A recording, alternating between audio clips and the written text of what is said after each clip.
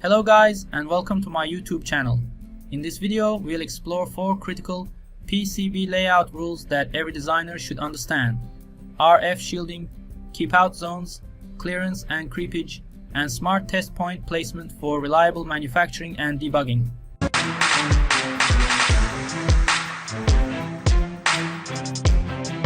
RF shielding is one of the most important techniques for controlling electromagnetic interference in PCB design.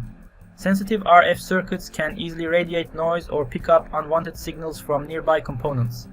An EMI shield can act like a small metal enclosure containing RF energy and reducing unwanted emissions. Around the shield, stitching vias connect the shield area to the ground plane, creating a low impedance path for high-frequency currents. Guard rings are also used around sensitive RF or analog sections to reduce coupling, protect signal integrity, and improve overall immunity. When these 3 techniques work together, the PCB becomes more stable, cleaner, and more resistant to external interference. A shield can is only effective when the layout around it is designed correctly.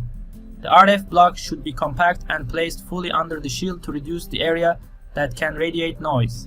The shield perimeter must be well connected to ground, with multiple stitching vias placed close to the shield edge. Openings, seams, and gaps should be minimized because they allow RF energy to escape. Good shielding is not just about placing a metal cover on the board.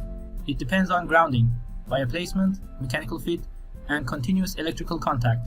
A properly designed EMI shield layout improves EMC performance and reduces the risk of redesign. Stitching vias create a strong connection between copper pores and the ground plane. In RF design, they are used to form a via fence around sensitive circuits, shield cans, connectors, and board edges. This helps contain electromagnetic fields and provides a short return path for high-frequency currents. The spacing between stitching vias should be tight enough for the highest frequency of interest. If the spacing is too large, RF energy can leak through the gaps. By placing stitching vias around RF modules and critical areas, the designer improves shielding, reduces radiation, and creates a more controlled electromagnetic environment. Guard rings are used to protect sensitive analog or RF nodes from leakage currents, crosstalk, and external noise. A guard ring is usually connected to ground and placed around a critical signal or component. This creates a protective boundary that helps isolate the sensitive circuit from surrounding electrical activity. For best performance, the guard ring should fully surround the critical area without gaps and should connect to ground through multiple vias. This technique is especially useful for high-impedance signals, precision analog circuits, and low-noise designs. A well-designed guard ring can improve measurement accuracy, reduce noise, and increase circuit reliability. Courtyard rules define the physical space required around each PCB component. This area includes the component body, leads, recommended assembly clearance, and room for inspection or rework. Nothing should enter the courtyard area unless the design rules specifically allow it. Proper courtyard spacing helps pick and place machines. Soldering processes, optical inspection, and manual rework operate correctly. If components are placed too close together, assembly problems can occur, and repairs become difficult. A clean courtyard strategy improves manufacturability, reduces assembly defects, and makes the board easier to inspect and maintain. Keep-out zones are areas of the PCB that must remain clear for mechanical, electrical, or manufacturing reasons.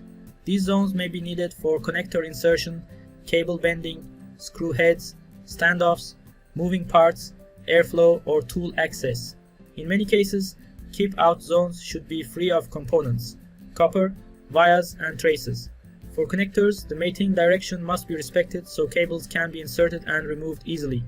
Around screws and standoffs, enough space must be reserved for installation and mechanical tolerance. Good keep-out planning prevents mechanical interference, improves assembly reliability, and avoids costly layout mistakes. Clearance is the shortest distance through air between 2 conductive features, such as traces, pads, vias, copper pores, or board edges. Maintaining proper clearance helps prevent short circuits, solder bridges, arcing, and manufacturing defects. The required clearance depends on the voltage, fabrication capability, environment, and reliability requirements of the product. Low voltage digital boards may use small clearances, but higher voltage or harsh environment designs require much larger spacing. Clearance rules should always be defined early in the PCB design process and verified during design rule checking. Proper clearance improves safety, manufacturability, and long-term reliability. Creepage is the distance that electrical leakage can travel along the surface of the PCB. In high-voltage designs, creepage is often just as important as clearance, and sometimes even more important. Dust, moisture, contamination, and material properties can reduce insulation strength over time. For this reason, high-voltage nodes need enough surface distance between them to prevent tracking and flashover. Slots and barriers can be used to increase the creepage path without making the board much larger. A safe high-voltage PCB design considers voltage level, pollution degree, material CTI, coating, and the required safety standards. Good test point placement makes debugging, programming, production testing, and troubleshooting much easier. Test points should be added to all major power rails, ground, reset lines, communication buses, programming interfaces, and critical signals. They should be easy to reach with probes and should not be hidden under tall components or crowded mechanical areas.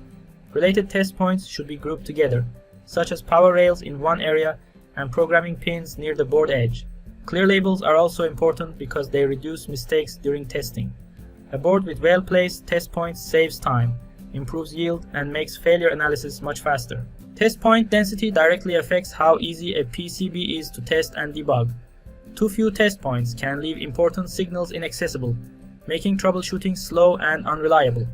Too many test points, however, can waste space and create layout congestion. The goal is to provide enough access for power rails, ground, critical signals, buses, resets, clocks, and programming interfaces. Different test point types can be used depending on the application, including through hole pads, surface mount pads, and pogo pin friendly contacts. A balanced test point strategy improves test coverage, reduces production cost, and helps deliver a more reliable product. Thanks for watching this video, guys. Please share, like, and comment below. Also subscribe to my YouTube channel for more videos.